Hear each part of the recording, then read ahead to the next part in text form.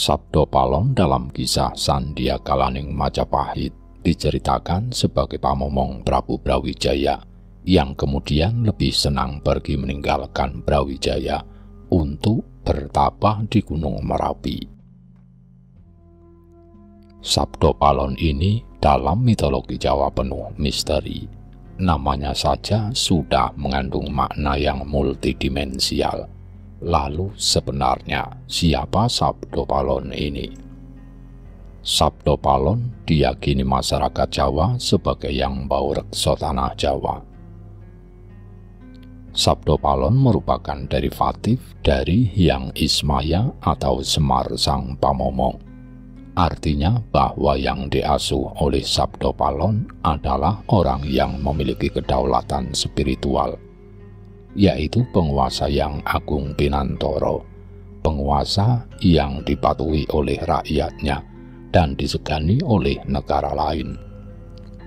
Kisah yang diyakini para ahli kebatinan, tugas Sabdo Palon terakhir mengasuh Prabu Brawijaya di Majapahit. Sabdo Palon memilih berpisah dengan pamomongnya lantaran Brawijaya pindah agama. Dengan begitu, Brawijaya dianggap kehilangan kedaulatan spiritualnya. Sabdo Palon memilih lengser dari kedudukannya dan bertapa di kawah Gunung Merapi 500 tahun. Dan selama itu, Nusantara tidak punya kedaulatan spiritual lagi. Telahan lain mengkaji bahwa pemahaman akan Sabdo Palon tidak seperti itu. Tidak pernah orang Jawa menolak keyakinan suatu agama. Bahkan dengan amat pandai, orang Jawa meramu berbagai agama, bahkan mendukung agama-agama yang masuk ke Nusantara sampai zaman keemasannya. Tuntunan Jawa bagi penyembahan pribadi diserahkan kepada masing-masing pribadi. Pokoknya paham dasar yang harus dilaksanakan setiap manusia ketika hidup dan bergaul dengan sesama ciptaan Tuhan, makhluk apapun. Kewajibannya adalah ikut memperindah kehidupan yang sudah indah. Memayu hayuning bawono, memelihara, melestarikan keselarasan hidup di dunia. Oleh karena itu, kalau didalami benar kisah Sabdo Palon sebenarnya menggambarkan akhir dari kekuasaan Brawijaya yang bisa jadi salah dalam mengemban kekuasaannya. Bahkan ada suatu tembang Dandang Kulo yang berkisah bahwa hancurnya Majapahit juga dihantam oleh bencana alam, bisa jadi gempa bumi ataupun tsunami. Tetapi berkait dengan Raja Brawijaya yang di ujung dengan kekuasaan dan kekayaan yang luar biasa, lupa kepada amanah kekuasaannya. Brawijaya memiliki selir yang banyak sekali, sehingga berputra banyak dan masing-masing putranya diserahi kekuasaan. KKN pun terjadi ketika itu. Tidak hanya KKN, malimah, madat, main, minum, maling, medok juga terjadi. Majapahit kemudian kehilangan kewibawaannya. Negara besar itu menjadi ringkih. Maka ketika diserang oleh kerajaan lain, rakyat pun enggan untuk ikut mempertahankan pemerintahan penguasanya yang sudah tidak karuan, yang tidak mempunyai kedaulatan spiritual lagi. Rakyat Majapahit enggan ikut membela negara.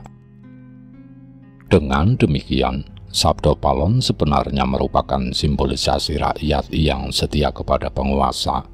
Sabdo Palon memilih berpisah dengan rajanya, berarti rakyat sudah tidak setia lagi kepada pemerintahannya, lantaran para penguasa sudah kehilangan kedaulatan spiritual. Norma kehidupan Majapahit kacau. Istilahnya adalah pembangkangan publik.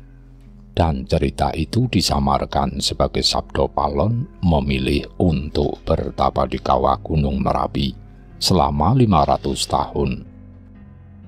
Dan selama itu kemudian masyarakat Nusantara merasa sadar diri sebagai bangsa terjajah dan mewujud sebagai kesadaran spiritual untuk merdeka. Dan ketika itulah kembali Sang Pamomong, yakni rakyat mendukung pemerintahannya kembali untuk setia kepada pemerintah. Tetapi begitu pemimpinnya hidup dalam tempurung kepalanya sendiri dan hidup bagi golongannya, bukan tidak mungkin Sabdo Palon akan melakukan pertapaannya kembali. Munculnya rasa kesadaran berkebangsaan begitu kuat digambarkan sebagai letusan Gunung Merapi yang mewujud menjadi bangsa Indonesia pada tahun 1928 dan mencapai puncaknya ketika proklamasi. Kesadaran berkedaulatan spiritual ini penting semenjak zaman leluhur kita. Kedaulatan spiritual bukan mementingkan kepentingan sendiri, bukan mementingkan kepentingan kelompok, tetapi demi kepentingan masyarakat agung, masyarakat Indonesia seutuhnya. Oleh karena itulah Sabdo Palon akan terus menjadi pamomong Nusantara, siapapun orangnya. Tetapi begitu penguasa tidak mempunyai kedaulatan spiritual dan hidup demi kepentingan sendiri, bisa jadi pembangkangan publik akan terjadi. Kita simak sejarah bangsa ini bakal terulang bila tidak mau belajar dari sejarah. Dalam tata peradaban Jawa terdapat kepercayaan adanya makhluk gaib yang juga menghuni jagat. Begitu juga terdapat kepercayaan adanya hubungan antara para makhluk gaib tersebut dengan hidup dan kehidupan manusia. Artinya, para makhluk gaib itu ikut menerima perintah Tuhan yang mengelola segala makhluk, yaitu ikut menjaga dan melestarikan keindahan jagat. Dengan begitu, peradaban Jawa sangat mengerti peran serta para makhluk gaib yang ada itu terhadap hidup dan kehidupan manusia. Maka, pranata peradaban Jawa memberi petunjuk agar manusia Jawa mau berhubungan baik dengan para makhluk gaib itu. Cara bergaul yang paling sederhana adalah memberi sesaji kepada para makhluk gaib itu. Sesaji itu bukanlah ritual penyembahan, tetapi hanya sebagai sarana bergaul dengan baik, atau menjadi sarana untuk membangun persaudaraan dengan para makhluk gaib.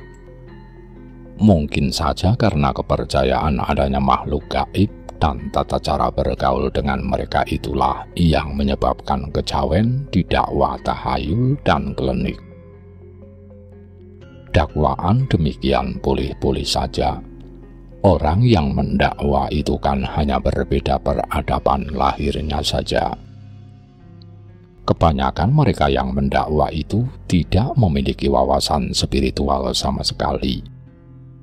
Ada konsep tentang manusia. Manusia itu adalah hewan yang bisa berpikir. Tepat sekali bagi yang tidak menggunakan wawasan spiritual. Mitologi Jawa yang kelihatannya tahayul dan klenik sebenarnya dapat diurai dengan nalar dan rasa. Dasarnya tetap dalam aras religiusitas, humanis, dan kesadaran kosmis. Dengan demikian bisa dipahami bahwa Jawa sesungguhnya lebih menunjukkan tingkat keberadaannya melalui kepercayaan adanya makhluk gaib dan tata cara bergaul dengan titah lain ciptaan Tuhan itu. Untuk itu, mari kita kaji beberapa kepercayaan dalam mitologi Jawa berikut ini. 1. Kepercayaan adanya danyang. Kehidupan agraris orang Jawa menyadarkannya untuk memiliki perhatian besar terhadap kondisi lingkungan hidupnya. Gunung, samudra, gumuk, kawah, sendang, telaga, bengawan, hutan, dan sembarang tempat apa saja yang ada di sekitarnya dianggap memiliki daya pengaruh terhadap keadaan hidup manusia. Maka lalu ada kepercayaan bahwa semua tempat itu pasti ada yang bau rekso yang disebut danyang. Tempat-tempat tinggal para danyang yang bau rekso tadi lalu diberi tanda berbentuk patung atau arca. Zaman sebelum datangnya agama Hindu dan Buddha, tanda-tanda berupa arca lingga dan yoni. Ada juga yang berupa arca nenek moyang, yaitu arca kepala laki-laki dan perempuan bolak-balik, satu kepala, dua muka berlawanan. Setelah datangnya agama Hindu dan Buddha, tanda-tanda tadi diubah dengan arca-arca, betara, atau batari. Walaupun para leluhur Jawa dahulu senang membuat pertanda di tempat-tempat yang dianggap tempat bermukimnya para danyang semara bumi, namun demikian, bukan lalu dengan gampangan dianggap bahwa leluhur Jawa itu animis, guyon tuhon, dan klenik. Tujuan memberikan tanda itu tidak lain hanya untuk menunjukkan bahwa tempat bertanda itu merupakan tempat berkumpulnya energi gaib yang harus dihormati dengan memberi sesaji. Hormat dengan memberi sesaji itu bukan ritual penyembahan, tetapi seperti halnya tanda pergaulan dan persahabatan sebagai sesama makhluk Tuhan.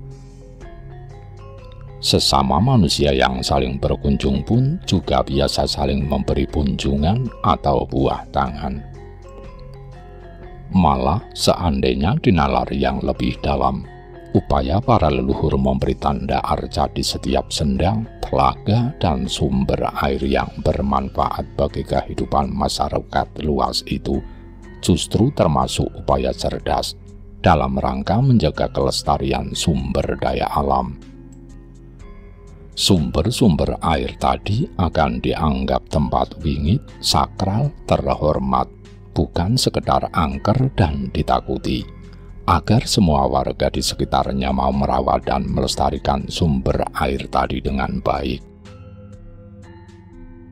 Tidak ada warga yang berani menjamahnya dengan sembarangan, apalagi merusaknya.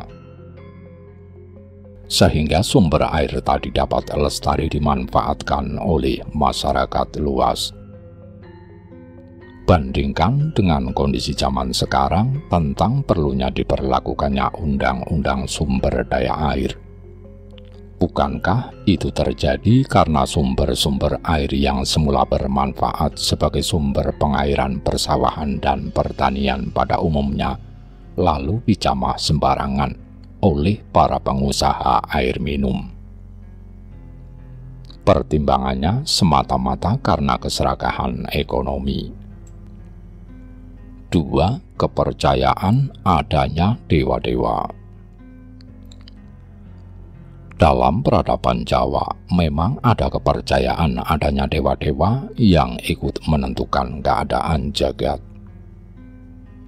Mungkin saja kepercayaan akan dewa-dewa Jawa itu merupakan campuran peradaban Jawa, Hindu, Buddha, karena ada banyak kemiripan sebutan dewa-dewanya. Misalnya, Dewa Batara Guru sebagai pemimpin para dewa. Kepercayaan demikian juga terdapat di peradaban Bugis kuno, Ila Galiku, peradaban Batak, para Malim, peradaban Minangkabau atau Pagaruyung, Dayak atau Kaharingan, dan sebagainya. Bila diperhatikan lebih jauh, kepercayaan Jawa akan dewa ternyata tidak sama dengan sistem dewa Hindu. Dewa-dewa Hindu yang disebut Trimurti, Brahma, Wisnu, Siwa, di Jawa dianggap anak Batara Guru, dan masih diberi saudara dewa yang banyak sekali jumlah dan jenisnya. Apalagi kenyataannya dewa-dewa di Jawa itu tidak disembah. Derajatnya dianggap makhluk ciptaan Gusti Kang Murubeng Dumadi dan dipersaudarakan dengan manusia. Bila dikaji benar-benar, sesungguhnya menurut kepercayaan Jawa, kejadian jagat raya seisinya jelas bahwa diciptakan oleh Sang Hyang Wenang, sebutan sesembahan asli Jawa. Dalam menciptakan jagat raya, terlaksana dengan jalan meremas antiga, telur, wiji, winih, bebakalan di jagat awang uwung suwung. Jagat awang uwung itulah persemayaman Sang Hyang Wenang pribadi.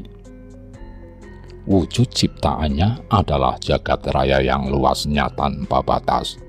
Isinya adalah manik maya, dat hidup atau sukma, bumi dan langit, jagat materi, cahaya dan energi. Manik maya atau zat hidup selanjutnya menjadi hyang mani dan hyang maya. Perumpamaannya seperti bunga dengan tangkainya, kembang lan cangkoke, atau permata dengan embanannya, sesotyo lan embane. Dapat juga digambarkan seperti inti sel hidup dengan plasmanya, ketika bertempat pada manusia menjadi pancer dan sedulur papat. Hyang mani diberi wewenang untuk mengatur jagat, sedang hyang maya atau ismaya diberi tugas memelihara momong jagat seisinya. Dalam melaksanakan kewajiban dari Sang Pencipta, Hyang Mani dan Hyang Maya lalu menurunkan anak. Walaupun dalam pewayangan penggambaran anak turun dewa itu seperti anak biologis, tetapi sesungguhnya wujud anak-anak dewa tadi adalah spiritual derivatif. Artinya beremanasi lagi menjadi dewa-dewa yang akhirnya juga beremanasi masing-masing sesuai dengan tugas dan kedudukan kedewaannya. Sebagai contoh, Hyang Anantaboga, Antaboga yang digambarkan berwujud naga, dewa yang mengelola planet bumi, disebutkan bahwa dia adalah salah satu anak Hyang Maya, yang Ismaya atau Semar. Jadi Anantaboga adalah emanasi dari Hyang Maya atau pamomong jagat, yang tugasnya mengelola momong bumi. Maka kahyangan Hyang Anantaboga adalah pusat bumi, telenging bumi, Sapta Pratala. Dengan demikian dapat ditarik pengertian bahwa Hyang Anantaboga adalah personifikasi daya keilahian bumi, yaitu bagian dari kekuasaan ilahi yang mengelola jagat dan mendapat tugas mengelola bumi. Pengaturan, penguasaan, wasesaning jagat berada di tangan Hyang Mani dalam pewayangan adalah Batara Guru. Jagat raya dicipta selaras dan indah atau hayu dalam segalanya. Akan tetapi dalam keselarasan itu sebenarnya terjadi pergolakan dinamis. Contohnya, bumi yang ditempati manusia ini kenyataannya dalam keadaan berputar pada porosnya dan dalam keadaan beredar mengitari matahari tanpa henti sejak diciptakan hingga nanti entah kapan berakhir. Putaran dan pergerakan bumi itu ternyata tidak sendirian.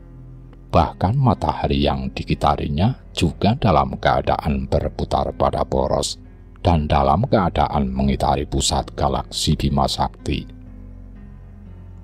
Ternyata lagi, galaksi Bima Sakti juga dalam keadaan bergolak dinamis mengitari pusat super galaksi. Dengan demikian seterusnya. sehingga jagat raya itu selalu berubah dinamis sejak diciptakan hingga nanti, entah kapan berakhir. Menurut mitologi Jawa, yang menggerakkan jagat itu dipersonifikasi dengan sebutan Hyang Maya atau Hyang Ismaya atau Hyang Taya alias Semar. Dengan demikian, Hyang Ismaya atau Semar itu bukan nama sesembahan, tetapi merupakan manifestasi kuasa ilahi atau spiritual derivatif dari sesembahan. Selanjutnya, kuasa ilahi tadi berpencaran atau memancar sesuai dengan kewajiban masing-masing. Semua dipersonifikasi dengan sebutan Hyang atau Batara. Ada yang bau reksa matahari disebut Hyang Betara Surya. Ada yang bau reksa samudra disebut Hyang Baruna. Yang mengelola angin disebut Hyang Bayu dan sebagainya. Hyang Anantaboga, spiritual derivatif kuasa ilahi yang bertempat di bumi, selain menjaga keselarasan ordinat bumi di jagat raya, juga memiliki kewenangan menata keselarasan di dalam bumi itu sendiri. Disebutkan dalam cerita mitologis bahwa ekor Hyang Anantaboga lah yang menyangga kahyangan dewa-dewa lain. Kajiannya bahwa kuasa ilahi yang bersemayam di bumi itu juga yang mengimbangi kuasa ilahi yang bersemayam di benda-benda angkasa lainnya. Dengan begitu, bumi dapat terpelihara ordinatnya dan selalu berputar pada poros dan bergerak dalam orbitnya mengelilingi matahari. Mitologi dewa-dewa Jawa juga menceritakan bahwa Hyang Anantaboga memiliki anak dan cucu yang bau reksa di tempat-tempat tertentu di bumi. Artinya, tempat-tempat yang ditunggui dan dikelola oleh anak cucu Anantaboga itu merupakan konsentrasi energi kosmis bumi. Setiap tempat yang ada konsentrasi energi kosmis bumi dianggap wingit dan ditempati oleh danyang yang berwujud naga atau ular danyang. Menurut mitologi Jawa, ular danyang itu dianggap anak cucu Hyang Anantaboga. Menurut mitologi Jawa, kahyangan para dewa untuk menjaga keselarasan bumi bertempat di Gunung Tenguru atau Himalaya. Akan tetapi dewa-dewa juga membangun kahyangan di Gunung Mahendra atau Gunung Lawu di Jawa. Maka lalu ada keyakinan bahwa Gunung Lawu merupakan konsentrasi energi spiritual yang berkaitan dengan mandat kekuasaan dari para dewa untuk para penguasa Jawa. Konsentrasi energi spiritual itu disebut jamur dipa. Selanjutnya ada kepercayaan bahwa siapa saja yang dapat menghisap atau menyerap energi jamur dipa dapat ditempati wahyu keraton dan dapat menjadi penguasa di Jawa. 3. Kepercayaan akan Lelembu dan Ratu Kidul. Bumi itu dalam keadaan berputar dan beredar mengelilingi matahari dengan tetap. Ordinatnya di jagat raya juga tetap tidak pernah jungkir balik, yang menyebabkan berubahnya kedudukan kutub bumi atau mengubah arah perputarannya.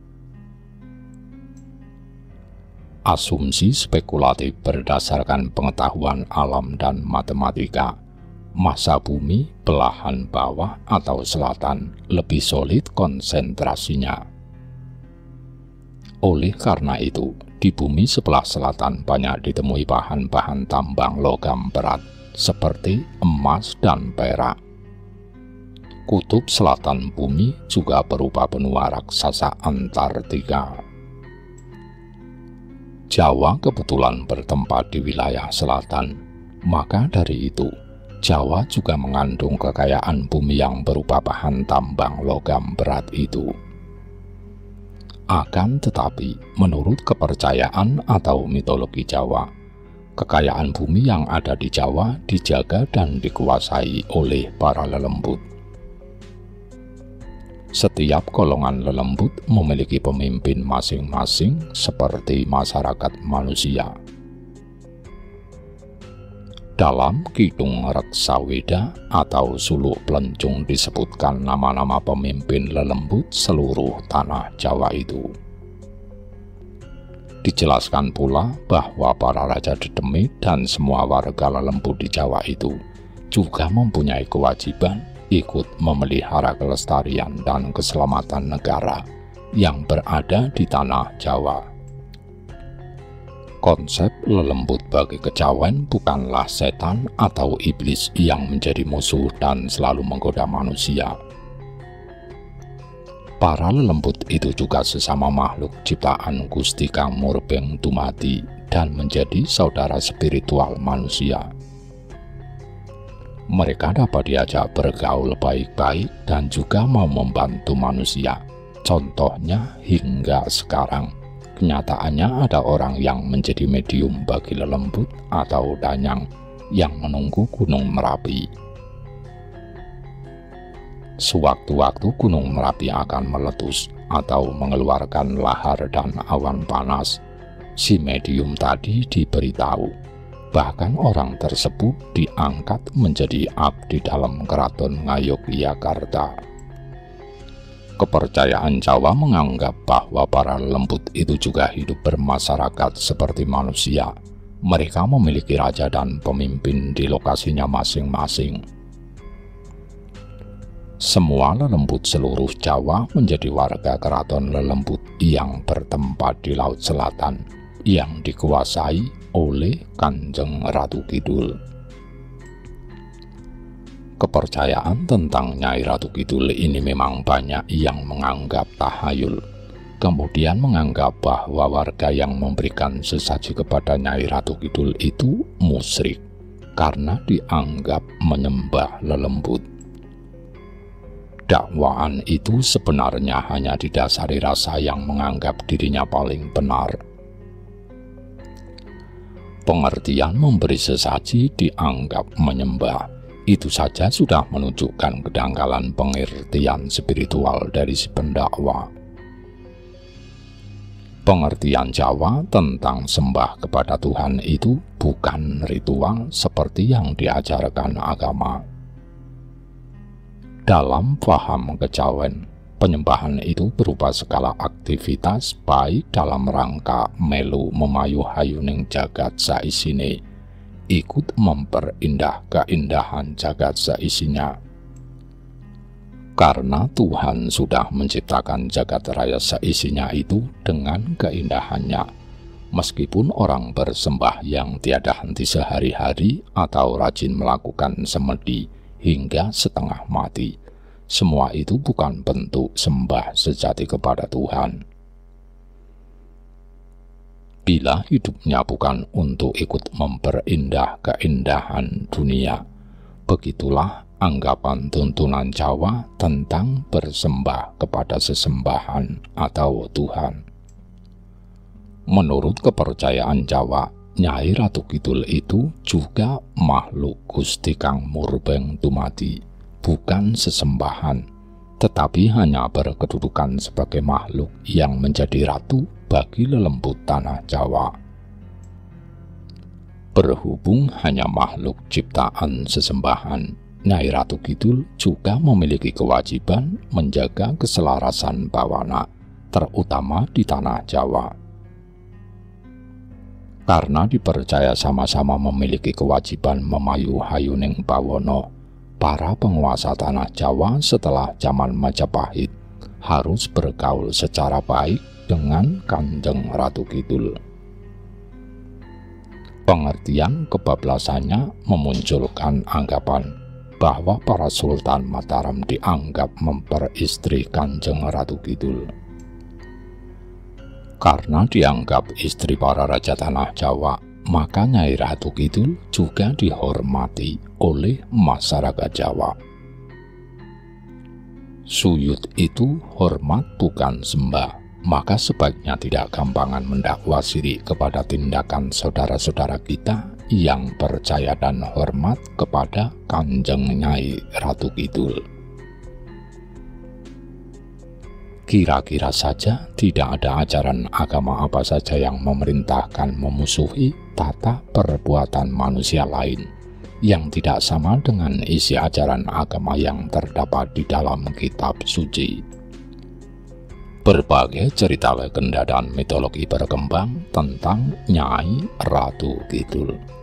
Ada yang mengatakan bahwa dia adalah putri Sekar Kedaton, putri pertama dari Permaisuri Mamenang, yaitu anak perempuan Prabu Jayabaya yang bernama Dewi Angin-Angin. Ada juga yang mengatakan bahwa dia adalah putri Pajajaran, saudara dari Dyah Pitaloka, putri dari Sri Baduga yang ikut bela Pati Puputan dalam insiden Bubat. Ada lagi cerita yang mengatakan bahwa Nyai Ratu Kidul adalah seorang raja putri di zaman keemasan wangsa-wangsa di Jawa Tengah yang berhasil membangun Prambanan dan Borobudur.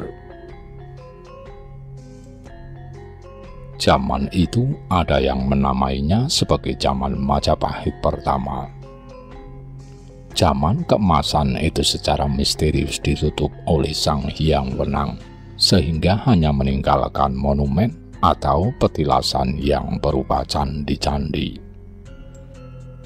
Bisa dibayangkan, suatu zaman keemasan yang mampu membangun candi-candi demikian megah dan kuat, kok tidak meninggalkan harta karun, juga tidak meninggalkan misalnya kerangka manusia yang terkubur. Dalam dongeng peristiwa penutupan zaman Majapahit itu, seluruh makhluk hidup dan harta bendanya disembunyikan oleh Ki Lurah Semar, yang seterusnya dijadikan lembut yang mendiami tanah Jawa. Rajanya, ya Raja Putri Kanjeng Ratu Kidul itu. Benar tidaknya, silahkan dinalar-nalar sendiri. Namun demikian, berhubung sudah berbentuk dongeng, cerita itu bisa mengandung kebenaran, bisa juga memang salah sama sekali. Yang penting bahwa kepercayaan adanya Kanjeng Nyai Ratu Kidul itu landasannya bahwa selain makhluk manusia yang hidup di bumi, juga ada makhluk Tuhan yang bersifat gaib, yang disebut dengan lelembut. Lelembut itu bukan setan atau iblis seperti pengertian dalam agama-agama dari Timur Tengah. Bagi orang Jawa, lelembut itu saudara sesama makhluk Tuhan bagi manusia. Oleh karena itu tidak perlu dianggap musuh, malah sebaiknya dipergauli secara baik.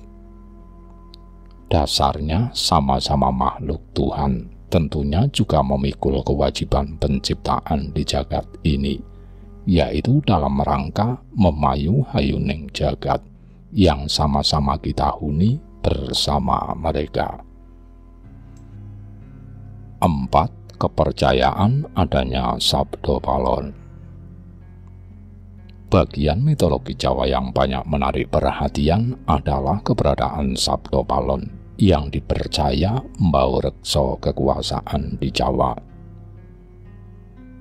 Sabdo Palon diyakini merupakan penjelmaan Hyang Ismaya yang memiliki kewajiban menjadi pamomong semua penguasa manusia di Jawa. Mitologi ini sebenarnya memiliki makna bahwa para penguasa yang diasuh Sabdo Palon merupakan penguasa yang memiliki kedaulatan spiritual, yaitu penguasa yang agung Pinantoro, penguasa yang dipatuhi dan dicintai oleh seluruh rakyatnya dan disegani oleh penguasa-penguasa negara lain. 5. Kepercayaan adanya pulung dan wahyu. Dalam hidup bermasyarakat, Orang Jawa percaya akan adanya pulung dan wahyu yang berkaitan dengan kekuasaan negara. Orang Jawa percaya bahwa para penguasa negara itu mendapat pulung atau wahyu keraton. Sebab hanya manusia yang unggul yang bisa dan kuat menerima amanah menjadi penguasa negara, menjalankan amanah kepamomongan atas seluruh wilayah kedaulatannya. Sembodo ngembat pusaraning projo. Unggulnya manusia penyandang wahyu atau pulung itu bukan yang nampak dalam tata lahir, melainkan juga mencakup kewibawaan atau harisma dalam memimpin rakyat.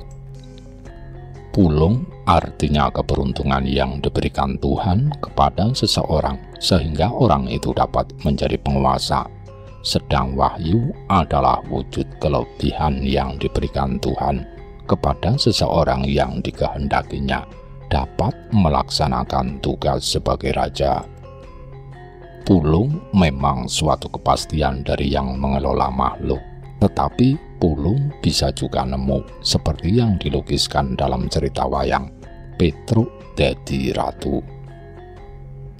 Cerita itu sebenarnya untuk menyindir orang kecil yang nemu pulung penguasa sehingga menjadi raja. Padahal jadi raja itu perlu berbagai syarat kebisaan macam-macam yang umumnya tidak dimiliki oleh wong cilik seperti halnya Petruk. Makanya setelah menjadi raja dan memiliki kekuasaan, Petruk jadi lupa daratan. Tingkah lakunya merusak aturan negara yang dikuasai. Pokoknya bersikap sebagai Petruk, tetapi diterapkan untuk mengelola negara. Akibatnya rakyat menjadi bingung tidak karuan.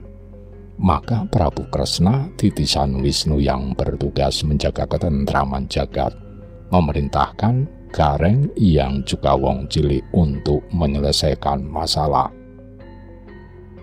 Petruk yang seorang raja mau diajak gulat tanpa senjata, seperti gulatnya anak kecil.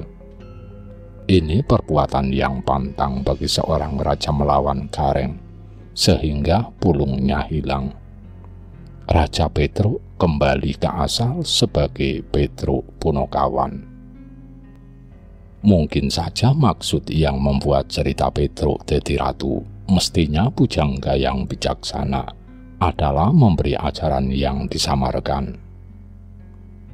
Bahwa bila mana ada penguasa yang sejatinya tidak pantas, maka akhirnya akan merusak aturan.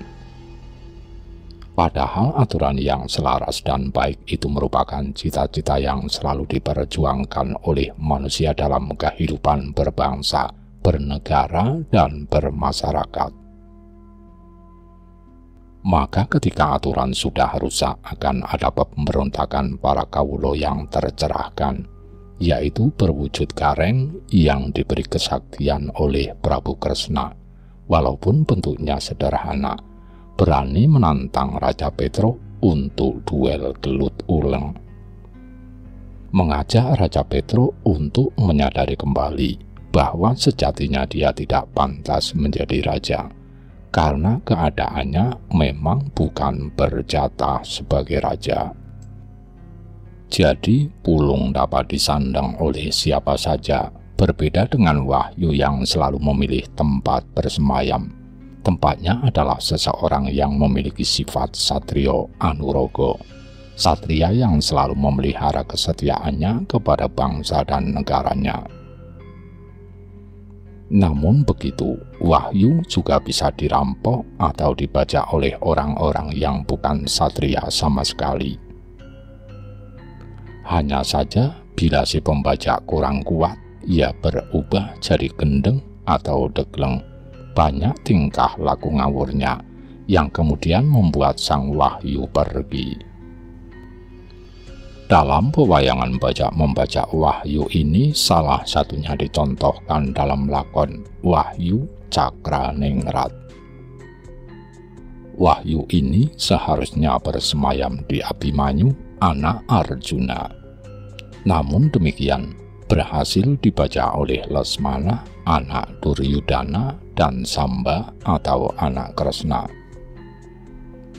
Berhubung Lesmana dan Samba tidak kuat, maka setelah ditempati, Wahyu Keraton malah menjadi gila dan sombong. Padahal Lesmana dan Samba ini anak raja, sedang Abimanyu hanya anak pangeran. Kepercayaan orang Jawa tentang Pulung dan Wahyu memang sering dijadikan bahan olok-olok oleh kelompok masyarakat yang tidak percaya. Padahal sesungguhnya ada ajaran keutamaan tentang urusan bernegara dan menjadi penguasa yang melatar belakangi kepercayaan orang Jawa itu. Setidak-tidaknya ajaran spiritual dalam mengurus negara dan kekuasaan. 1. Mengurus negara dan kekuasaan membutuhkan orang pilihan yang mumpuni, bukan hanya dalam tata lahir, tetapi juga dalam kebatinannya.